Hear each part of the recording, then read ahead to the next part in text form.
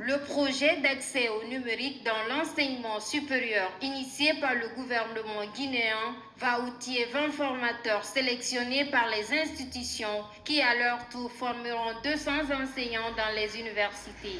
C'est dans cette perspective que le ministre Abdoulaye Yero Baldé a pris la décision de promouvoir la digitalisation du système de l'enseignement supérieur en République de Guinée afin de faire face aux défis du XXIe siècle.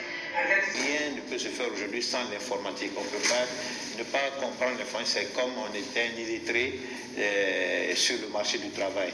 Donc nous avons décidé, suite aux directives du président, d'introduire la formation dans ce domaine-là avec l'appui de ICDL, qui est l'Institution internationale de certification dans le domaine du numérique.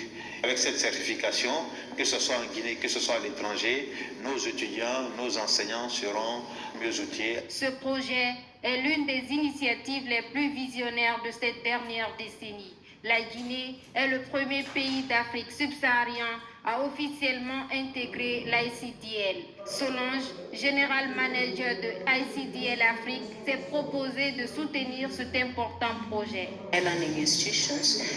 Donc c'est un vaste programme qui nous tient à cœur et le succès dépend de la main méticuleuse que l'on met derrière, et c'est pour cela que nous travaillons à ce que la qualité soit un point essentiel dans la mise en œuvre de ce programme. Cette initiative concerne non seulement les voyants, mais aussi les malvoyants. C'est pourquoi Dixine Gate, avec le support de ICDL Africa, est heureux d'annoncer en primeur le lancement de ICDL pour les non-voyants et malvoyants en 2020. Donc de former des étudiants, sauf qu'en 2020, on avait annoncé deux autres initiatives.